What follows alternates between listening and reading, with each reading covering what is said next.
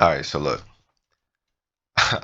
I recorded this entire video and was on mute the entire time. So this is my second attempt, and I'm just gonna try to go as fast as possible, right? There's just no way.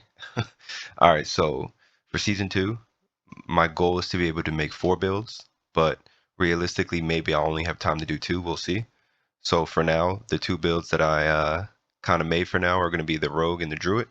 So I'm just going to go through each one of what I'm probably going to be using. Of course, we don't know until we actually play the season how certain things are, whether or not certain things are going to be good or not. For example, with the jewelry, I know they're going to all get resistance to all elements. We'll just have to see how good that is, because maybe I need to swap some of these skulls out for diamonds to get the resistance to all elements. But we'll see.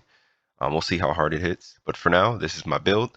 So for Rogue, I'm going to be making a Frost Rogue build, but it's only going to be using physical damage, and I'll explain all that in a second. Why I think it might be nice, right? So for the helmet, it's just the basics. I won't really go through everything. I'll just highlight them. The aspect is frostbitten. That's just so we can freeze enemies with our smoke grenade. So essentially, the way you would play is you have Penitent Greaves on, right? You're gonna dash through a group of enemies. They'll instantly be chilled, and then you can just throw your smoke grenade, and then you can instantly freeze them. Um, and then you should be good from there. Um, Next we got the chest piece. We're just using Aspect of Might, and then the 3 damage reductions in total armor. Standard gloves, um, with the aspect of shared misery, so that way we can spread our chill, and we can get, and our when we freeze people, we can spread that around too. Standard legs, 3 damage reductions in total armor with Umbrus. This rogue build is going to be as tanky as possible, because again, I don't know what those elements are going to be like, so we're just trying to get as tanky as possible. Then we have Penitent Greaves, the usual. um, Accelerating aspect on the bow. um, the one thing I changed, because my season 1 build, I had a lot of crit damage. For this build, I do not have crit damage. I did not spec into crit damage. And the reason being, with the nerf to crit, it just feels like if your build can 100% crit, it feels like there's no point in really prioritizing that. Um, so that's just my theory. I could be wrong, but I'm just going to be prioritizing vulnerable and core, because it's going to be very, my theory, at least with these vampiric powers, it's going to be very easy to have 100% uptime in vulnerable damage. So although they technically nerfed vulnerable damage, I still think it's the best stat to spec into if you can get a lot of it, because like I said, and I'll go over the vampiric powers in a second, but my theory is that you'll be able to have 100% uptime on for enemies to be vulnerable, so then why not spec into it? So I still think it's still going to be the best, one of the best stats to spec into. Um, so yeah, then we have all stats, just to make sure we hit all the Paragon boards, and then obviously the decks. For the amulet, it's a defensive amulet, disobedience, ranks of frigid finesse, total armor, movement speed, damage reduction from close. On the rings, you're gonna go blade dancers and expectant. And I took, like I said, I'm not rolling with crit damage. I'm gonna try something new. So I have 2 resource generations on both. If I feel like I don't really need it, I'll probably try out physical damage, because again, this build is going to do a lot of physical damage, and we'll just see how that goes.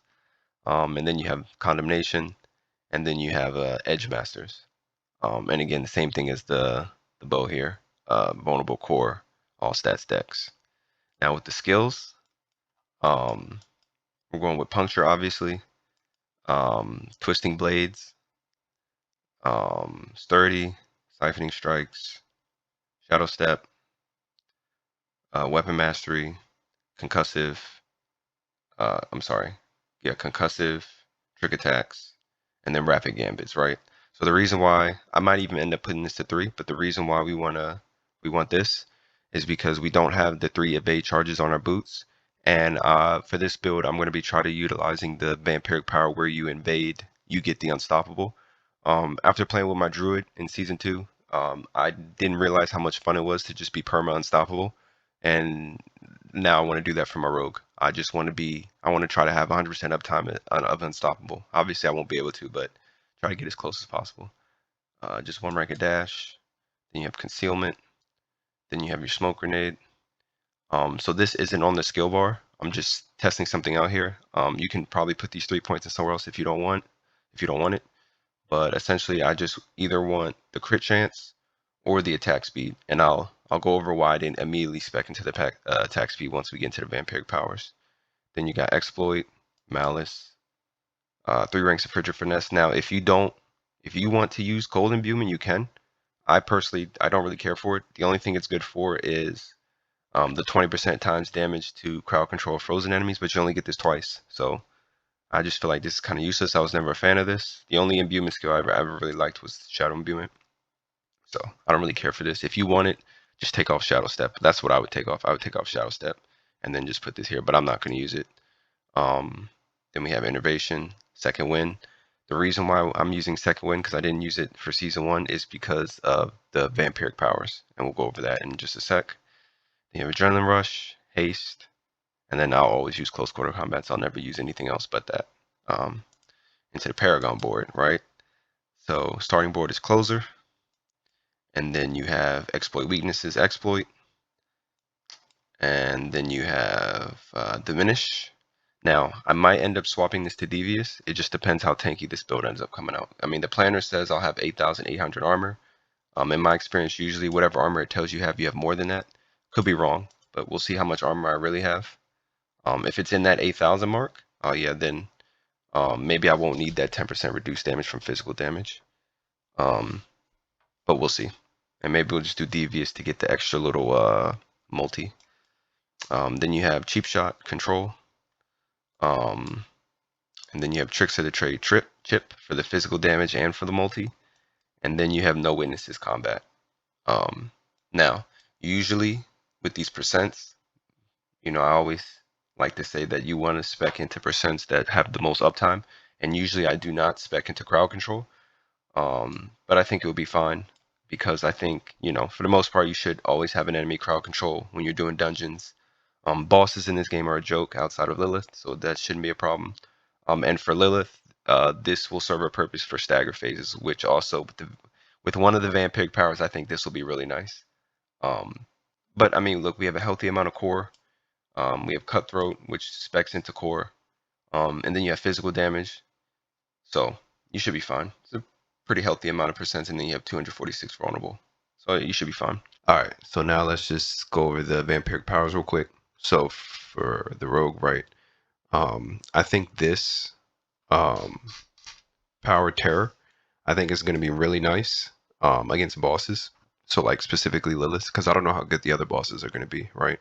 But you don't really care about this.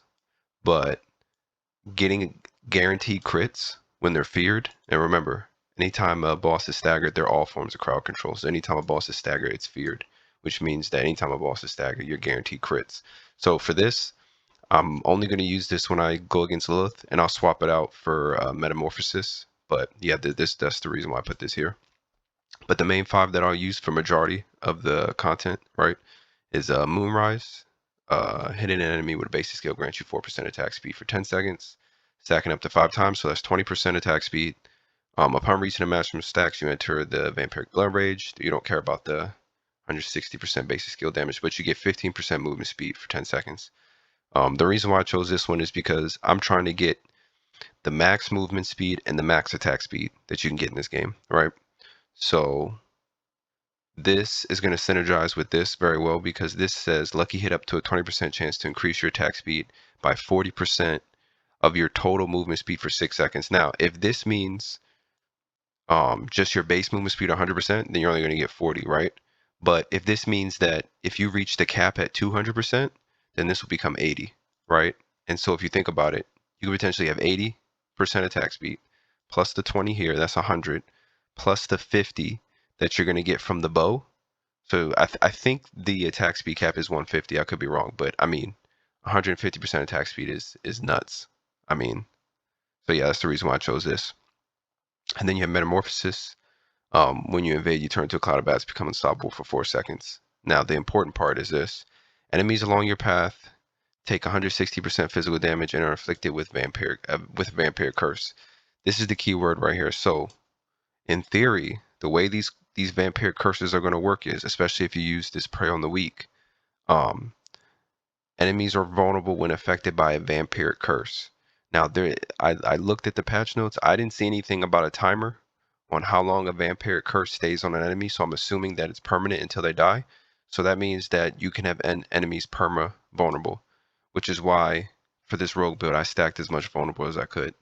Because again, if that's the case, then vulnerable damage will have 100% uptime. So why not just go heavy into that? And then the last one is just a curse touch. This is just another way to inflict a curse. And then I guess this is good for like AoE, I guess, but we don't really care about this. It's just another chance to inflict a curse. And like I said, when we go against a boss, we'll swap out Metamorphosis for this, and we still have a way to make the bosses vulnerable, so we'll be good there. And again, I don't quite know how the gear is going to look in terms of stat spreads, but this is what I think that it would be, right? These numbers just add up to getting the most of this, so that's what I did here. So now we're going to quickly go into Druid. I think the Bulwark low life Druid is going to be busted, and I think Pulverized Druid, if overpowered really as good as they say it's going to be, I think overpowered is going to be busted. But maybe I'm wrong. But so for this Pulverized Druid, I went heavy into overpower, and I'll show you in a sec. So we're going to get Vastly's Prayer. You're going to go 2 damage reductions, total armor, and 4 ranks Earth and Bulwark. Standard gloves. I'm sorry, this one has Mending Stone, and this one has Accelerating Aspect. On your pants, you're going to get 2 things of total armor, damage reduction, and damage reduction from close, and you can get Disobedience. Or you can swap out for Aspect of Might, which I'll talk about in a sec. Then you're going to have Ghost Walkers, you're going to have Movement Speed, damage reduction while injured, Fortify, Willpower. Now for this, you can easily run 2 here instead of the 2 weapons instead of the 2-hander. I just did it because I just want to look like a druid with a staff. I don't know which one's better, but this is just what I'm running. And again, not specking into crit, so we're just going vulnerable and core. For the amulet, we're going movement speed, cooldown, 3 ranks of defensive skills, and 3 ranks of wild impulses. Obviously, this will be like very, very hard to find. So in theory, the two most important stats are movement speed and ranks of wild impulses. And if you can't get ranks of wild impulses, then just try to get ranks of natural disaster, and you'll be fine. It's basically the same thing almost. If I get this exact amulet and I don't get ranks of wild impulses, but I get natural disaster, I'll be happy. Doesn't really matter to me. Took off the crit on the rings, and I'm going for resource generation instead. This one has retaliation too, by the way. And then we have just Grizzly Rage, and Pulverize is now also an Earth skill, which would be nice. For the boons, just going Wariness, Scythe Talons, Swooping Attacks, Calamity, and Calm Before the Storm. The idea is based on the skill tree and based on the vampiric powers, is trying to get 100% uptime of Grizzly Rage, and just be bare, just damn near 100% of the time, and just be like super tanky and unkillable. Which also ties into overpower, because I'm pretty sure the way overpower works is, yeah, so it's based on your current life and fortify. So we want to be as tanky as possible. And as you can see here, like I said, spec'd very, very heavy into overpower. So we'll see how this works out. Skill tree, I'll just go over real quick. We're going Maul. Just trying out something new here. And also it's a way to keep you in bear form. So for example, if you swap out Disobedience and you put Aspect of Might, every time you swipe, you have that 6 seconds of 20% damage reduction from Might, which also means you stay in bear form for 6 seconds. So yeah, I need to see how long you stay in bear form without Aspect of Might. But if I feel like I need to use it, maybe I'll just take off Disobedience. I don't really think I'll need Disobedience too much, but we'll see. Because you just have so much damage reduction on the Druid, I'll probably just end up putting Aspect of Might if I feel like I can't stay in bear form as long as I want, which I'll show you why in a sec, because I don't want to use Insatiable Fury. So then we got Wild Impulses, Heart of the Wild, Abundance. Then you got Pulverize, right? And the important thing with Pulverize is this perk right here. Your next Pulverize will overpower every 12 seconds while you remain healthy. And so this build will have 3 different ways to try to trigger overpower. So we'll see how that ends up working out. Then you just got your Earth and Bulwark. You got Ancestral Fortitude, which is actually good now because elemental resistances are a thing now. Vigilance, Debilitating Roar. You probably don't even need these 2 perks. I just did it just for the crowd control because you slow them. Then you have just one thing of Trample just for the unstoppable. Mending.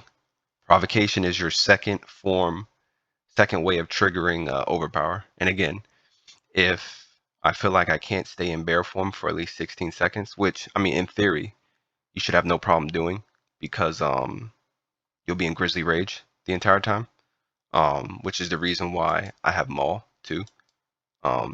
Because then I'll still have that. Because remember, if we're using Wild Impulses, we get the core skills cost extra spirit. But if we use Storm Strike, which is probably the best basic skill here, right? When we're in Grizzly Rage, we can't use this.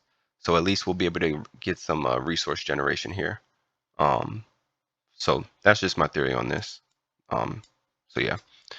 And then where do we go? Oh yeah. So then we got Crushing Earth, Safeguard, Stone Guard. And then, like I said, Natural Disaster, because in theory, you should be able to permanently vulnerable people.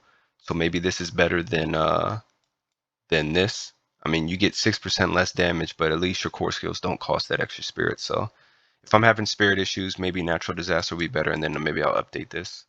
Because, yeah, just seems like this is probably better. Then just for a little extra healing. And then you got Defiance. This is probably optional. You probably don't need this. My theory is just, when you first engage people, you'll be a human. You just pop your first Pulverize, which is, if you haven't used Pulverize, it's going to be an overpowered attack. And then you're going to get this 15% multi. But, I mean, the build is based on trying to be in Grizzly Rage for the entire time, so this is probably useless. But, I just threw it on there. You can put whatever you want there. And then I'm going to be trying to use this Ursine Strength because the whole build is based on trying to be tanky and trying to be healthy. So in theory, this should be nice. So we'll see how that goes.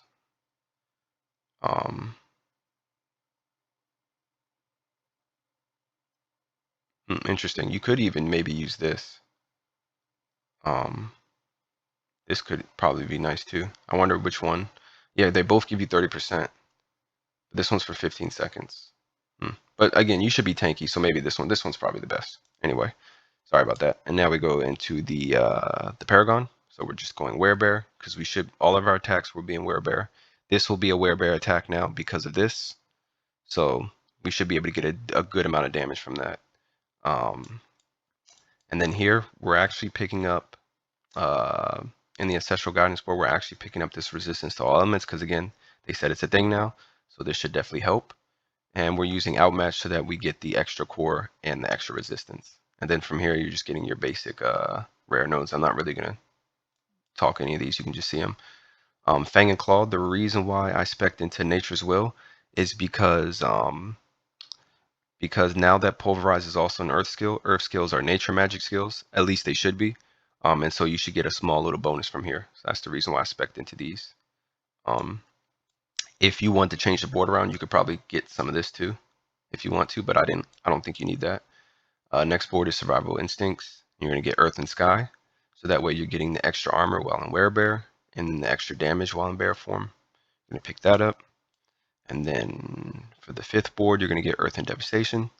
That way you can pick up this Willpower here. And this is not really important. You don't really need this. Don't really care about crit on this build. Just going to see how that ends up working out. But this is what I was talking about with the overpower, right?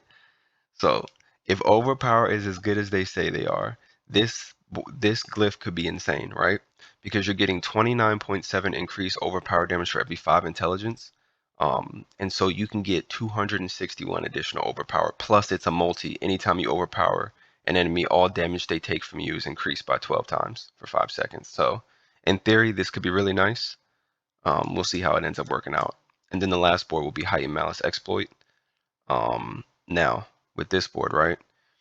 If the theory of the vampiric powers is right, where you can make things perma-vulnerable, you won't need this. This is pretty useless. I would probably go with Spirit here, just because Spirit has a multi attached to it, which I think is better than 23% extra vulnerable. I'm pretty sure.